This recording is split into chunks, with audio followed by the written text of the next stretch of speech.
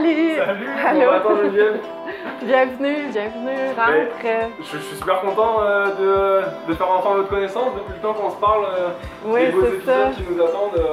Ouais. C'est génial. Bonjour. Ouais, je te présente Guillaume, Stéphanie. Enchanté, Manu et Rémi derrière la caméra. Allô Rémi. Aujourd'hui, on est où exactement? C'est quoi votre territoire? Tout ça, je vois qu'il y a une super belle carte là, Geneviève. Est-ce que tu veux juste nous réexpliquer un petit peu? Effectivement, on aime bien la mettre là parce que quand on rentre, c'est comme OK, voici le territoire où est-ce qu'on travaille. Ça, c'est notre terrain de jeu. Nous, en ce moment, là, on est dans nos bureaux à Mont-Tremblant. Nos bureaux sont ici, dans le bassin versant de la Rivière-Rouge. Donc, tout ce qui est comme dans les teintes de rose orangé, c'est le bassin versant de la Rouge avec les sous-bassins versants. Donc, un territoire plutôt forestier, de chasse et de pêche. J'imagine qu'aujourd'hui, on va se parler de plein d'enjeux reliés à l'eau, etc. Ouais. Mais pour les gens qui ne connaissent pas du tout le territoire du Québec, on est à plus ou moins une heure et demie au-dessus de Montréal. Donc on est dans un spot, Montréal qui est vraiment la plus grosse ville au Québec. Donc on est dans un spot qui est très touristique parce que beaucoup de Montréalais viennent passer leur fin de semaine, ont des chalets, etc. J'imagine que vous, il y a pas mal d'enjeux autour de ça, on va le découvrir avec les plongées, tout ça. Aujourd'hui, on va se parler, découvrir un peu tout ce que l'OBV d'RPNS fait. Puis on aura aussi un épisode avec vous la semaine prochaine. Dans l'épisode prochain, j'aimerais bien vous montrer un lac qui est très spécial pour nous. C'est une source d'approvisionnement en eau potable pour à peu près 2000 citoyens. Donc c'est un milieu qui est préservé, puis la qualité de l'eau est super belle. Donc c'est un beau lac pour faire de la plongée. Donc vous pourrez découvrir ça dans l'épisode de la semaine prochaine. Ok Steph, je suis curieux de découvrir pourquoi une biologiste a besoin d'un bureau en fait. Ah ouais, viens voir. Oui, je suis une biologiste aquatique, mais à l'OBV, on fait beaucoup de coordination de projets. T'es chargée de projet aussi en tant que biologiste finalement hein? Exactement, je suis chargée de projet à l'OBV. Et donc là tu bosses sur quoi aujourd'hui? On est en train de planifier des échantillonnages sur 5 lacs avec mon collègue Guillaume. Donc on écrit à des riverains, à des municipalités pour fixer des journées et décider qu'est-ce qu'on va échantillonner aussi sur les lacs. Bah Guillaume, toi tu fais quoi du coup? Ben moi je suis biologiste aussi, okay. Je suis chargé de projet ici et puis je m'occupe d'un programme qui s'appelle le suivi de la qualité de l'eau. Puis je peux te montrer à côté, dans le fond, on a une salle avec tout le matériel. Ah ben oui. Puis là c'est sûr que là le ménage n'est pas fait, on a beaucoup de glacières, beaucoup de bouteilles, mais on est en plein cœur d'été puis c'est normal. Ah ben écoute, moi je me demande juste pourquoi vous avez autant de glacières, si c'est pas pour aller faire des bons lunchs ou... Waouh! C'est pas des glacières pour la bière. Non, c'est ça, c'est ça. C'est pas toujours comme ça, mais durant l'été, c'est ça. Cette année, on gère beaucoup d'échantillonnage de qualité de l'eau, plusieurs cours d'eau sur le territoire. Donc, toutes les glacières ici, je peux vous montrer rapidement, mais à l'intérieur, des bouteilles pour différents paramètres, donc phosphore, coliformes fécaux, matière en suspension, chlorure. Moi, je gère beaucoup ces bouteilles-là, il faut que je les prépare avant les sorties terrain, où je fasse des demandes d'analyse. Après ça, on échantillonne. À l'OBV, je m'occupe aussi avec ma collègue de la géomatique et je fais de la cartographie. En gros, dans le fond, la géomatique, c'est tout ce qui est géoréférencé. Donc ici, on a un programme qui nous permet justement d'intégrer les données qu'on va chercher sur le terrain, les mettre sur les cartes, puis racheter les cours d'eau, les bassins versants, faire des analyses. Tantôt, je te parlais du suivi de la qualité de l'eau. Dans le fond, on a une carte interactive sur notre site internet. Donc, si on va sur notre site internet, rpns.ca, en fond, on a une carte interactive où on met les résultats à chaque mois de ce qu'on fait comme échantillonnage d'eau. Donc on va sur le bord du petit ruisseau qui longe vos locaux, c'est ça? C'est le ruisseau Clair qui est en crue en ce moment parce qu'il n'y a plus beaucoup. Qu'on étudie de façon assez régulière, là, tout comme d'autres cours d'eau sur notre zone de gestion. On va pouvoir te montrer comment on procède quand on fait une caractérisation puis une séance d'échantillonnage. Donc c'est là qu'on travaille aujourd'hui, qu'on se met au boulot là? Oui, exactement. Bien, on regarde les paramètres de qualité de l'eau. Donc ce que Guillaume nous expliquait, c'est les prélèvements, matière fécale, matière en suspension.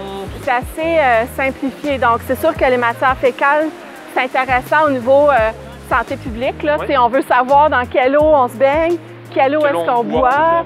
C'est un bon indicateur là, pour connaître l'état de la santé du cours d'eau. On regarde aussi dans les cours d'eau des matières en suspension. C'est toutes les petites particules fines qui rendent l'eau un peu opaque, un peu moins translucide. Donc, c'est un indicateur des sédiments qui sont transportés du sol vers les cours d'eau. C'est quoi cet appareil-là qu'on utilise? Oui, en fait, ça, c'est une sonde qu'on appelle multiparamètre. Donc, il y a plusieurs capteurs qui peuvent être changés. Dans ce cas-ci, par exemple, on avait un capteur pour mesurer l'oxygène dissous en milligrammes puis en pourcentage, la température, le pH, la pression, Mais il y a aussi d'autres capteurs qui permettent de mesurer la conductivité de l'eau. Donc, c'est vraiment ce qu'on appelle une sonde multiparamètres. Quand c'est possible, l'idéal, c'est aussi de marcher le cours d'eau. Quand on dit caractériser le cours d'eau, c'est vraiment de le marcher de l'aval vers l'amont, puis on regarde, est-ce qu'on a des foyers d'érosion, est-ce qu'il y a des problématiques particulières, est-ce qu'on voit des sites potentiels pour la fraie du poisson, par exemple, est-ce qu'il y a des obstacles, des obstructions à l'écoulement de l'eau. Donc, on regarde tout ce qui pourrait venir affecter l'écosystème ou voire même la qualité de l'eau, la qualité de l'habitat du poisson. Donc, c'est un exercice qu'on a fait ici en période d'étiage, parce qu'aujourd'hui, ça ne serait pas une bonne journée pour caractériser le cours d'eau. Juste me rappeler, période d'étiage, c'est quand le niveau est très très bas? Oui, exactement. Donc, au début de l'été, on a eu des périodes quasi sécheresse. Il y avait même des problèmes d'approvisionnement en eau potable là, dans les villages autour.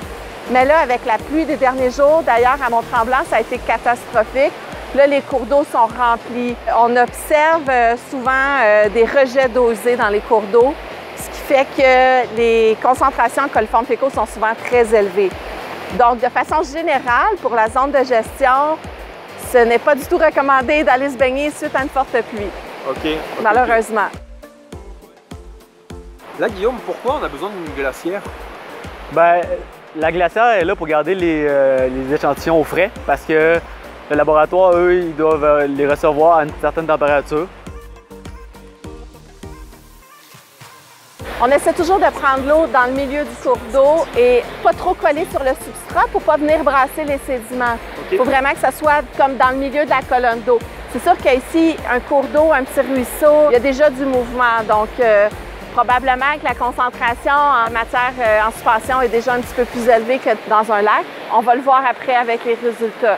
Génial. Ouais. Puis tu disais, tu sais, ça, on va le marcher pour faire ces prélèvements-là, de l'aval vers l'amont? On a différents points d'échantillonnage. Donc, par exemple, quand on a un pont qui surplombe une rivière, c'est parfait. On se met dans le milieu du pont, on descend nos bouteilles avec un système là, de poids. Lorsque c'est pas possible, lorsqu'il n'y a pas de pont, on va sur la rive et on a une perche. Okay. Donc là, la perche nous permet vraiment d'aller dans le milieu du cours d'eau. Sans te mettre en danger s'il y a beaucoup de courant. Oui, c'est ça, parce que c'est pas toujours possible. Comme sur la rivière Rouge, il y a des endroits que tu veux pas aller nager là. C'est trop dangereux.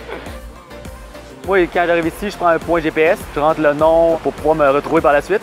Puis après ça, moi, je rentre ça dans mon logiciel géomatique. Tu as vu, là, avec toutes les cartes que je peux choisir la symbologie. Puis moi, ça me permet justement de faire des cartes sur la qualité de l'eau, de faire des analyses aussi pour, par la suite, soit mettre ça dans le rapport ou, comme on a vu sur la carte interactive, là, pour que les gens puissent voir, selon les échantillonnages, OK, la qualité de l'eau au mois de juillet, c'était ça. Nos secteurs d'échantillonnage sont toujours les mêmes. C'est ça qui est important aussi parce que ce qu'on veut évaluer, c'est la variation entre les points.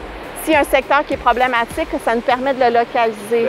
Oui. Donc, selon les secteurs problématiques, après, en allant sur le terrain, on peut faire, OK, là, on voit, par exemple, un vieux drain avec de l'eau usée. On ne sait pas trop ça vient d'où, mais on va le mettre dans nos notes. On est comme des détectives, on essaye de trouver les sources de contamination.